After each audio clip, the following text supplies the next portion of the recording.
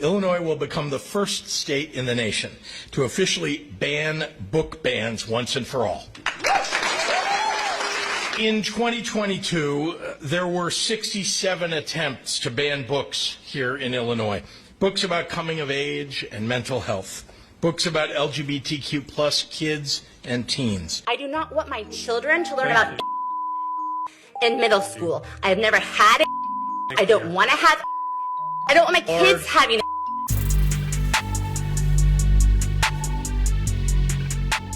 Okay, so I'm going to do a reaction video. We're going to look at a Joy Reid interview of one of the Moms for Justice ladies. I think her name is Tiffany something. And we all know Joy Reid. She's a full-blown left-wing activist on MSNBC who hates Trump and hates anything to do with the Republican Party. And she's gone far off the deep end. In this video here, oh my God. So they're talking about the book ban, quote unquote book ban, when the Republicans like Ron DeSantis moved to remove pornography from little kids' school. When you go to a library in the elementary school, you can find books that have graphic pornography within the school. We're not talking about regular sex education books that talk about the anatomy of the human reproductive system from a scientific point of view. We're talking about the human reproductive system from a pleasure point of view, something completely inappropriate for children. Shouldn't even be in the high schools, let alone elementary schools.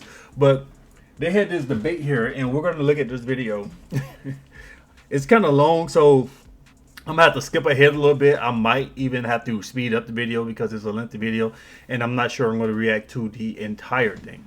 But let's take a listen. LGBTQ parents and parents of LGBTQ kids, do they have parental rights? Every parent, Joy. Every parent means every parent has the fundamental right to direct the upbringing of their children. And liberal parents? Do liberal parents have those rights as well? All parents, sure. So let me point you to some statistics, because the question becomes then who gets to decide what all kids get to read.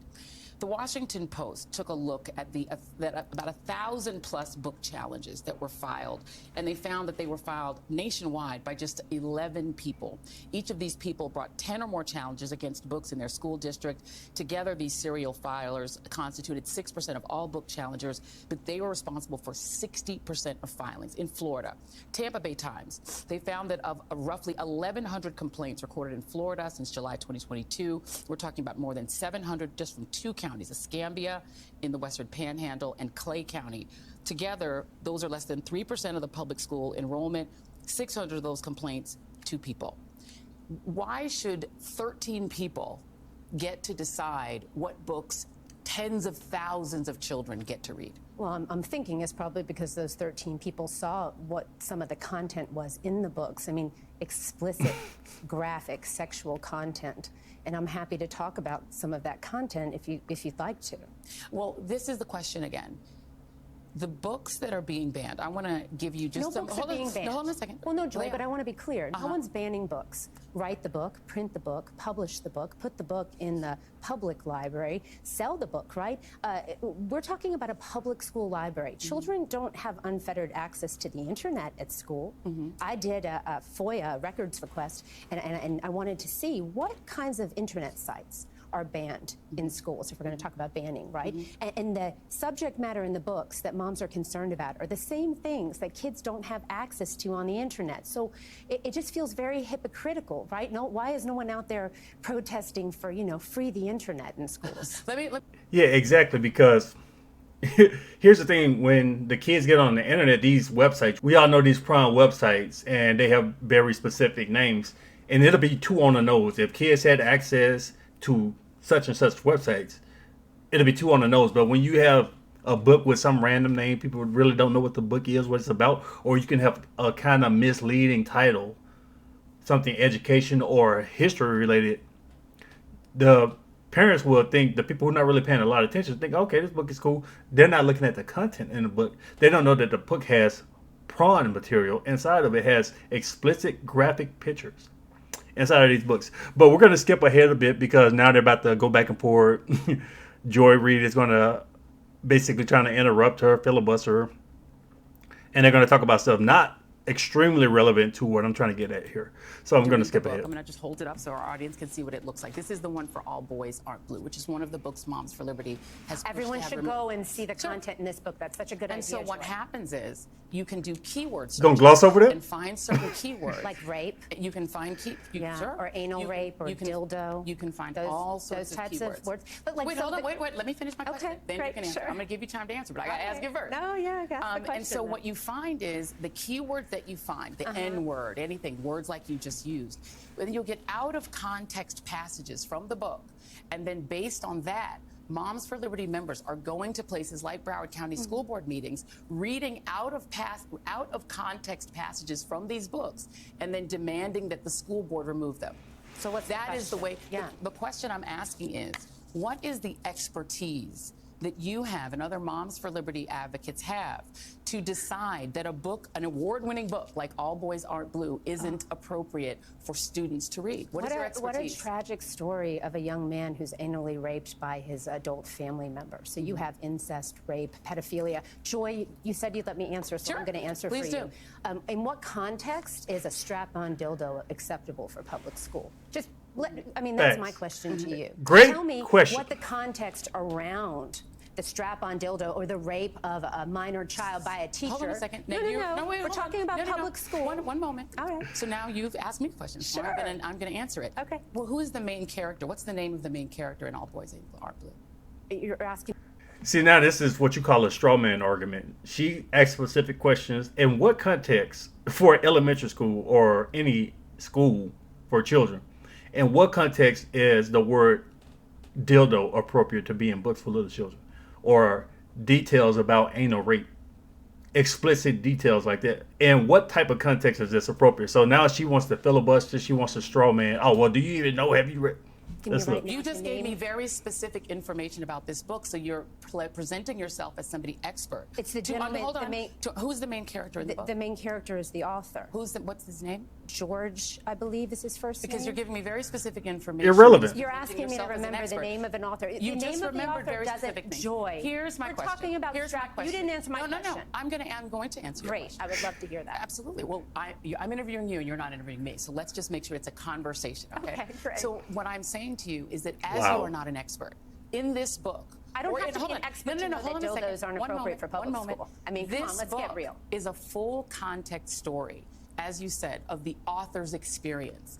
Why is it your right, or a Moms for Liberty activist's right, to say that a parent who wants their child to have access to this book, which gives a personal experience of this author, why doesn't a liberal parent, for instance, or a parent of an LGBTQ kid, why don't they have a right for their child to just have access to this book? Why is it your right to say they can't? So again, we're talking about incest, rape, and pedophilia. And each parent, Well, if parents, for whatever reason, want their child to have a book with explicit sexual content, they can buy the damn book and give it to them at home. It doesn't have to be in a public school. See, what we have here is something called grooming, and we have dumbasses like Joy Reid trying to defend these pedophiles. No. Each parent has to decide what is appropriate for their child to read. So I want you to answer. I'm going to ask you one more time. Then buy the book.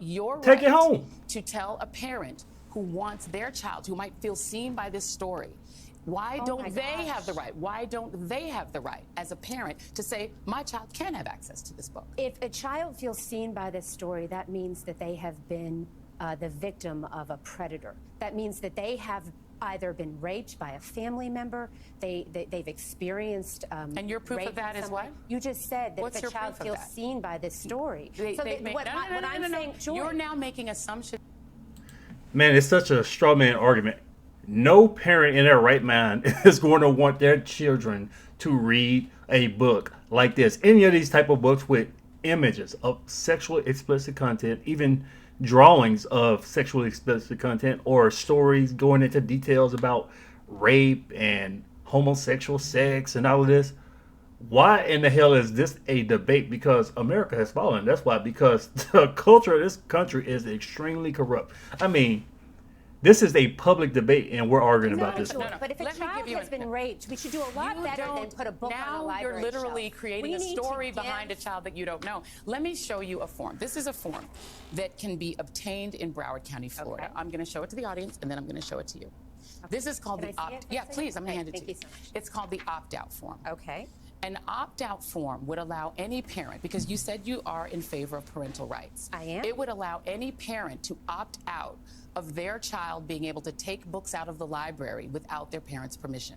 Okay. So that Moms for Liberty, why not advocate that every school in America have an opt-out form so that a parent who doesn't want their child to access a book like All Boys Aren't Blue, Right. that they can make that choice, because then each parent, including a liberal parent, a black parent, a parent who wants their child to read a book about African-American history, then We they get their want rights. children to read books. Why not? Because this book shouldn't be in the school in the first place. You shouldn't need to have an opt-out form to say, when my child goes to school, I don't want my child to read Prawn. I don't want my child to see images of crap like this.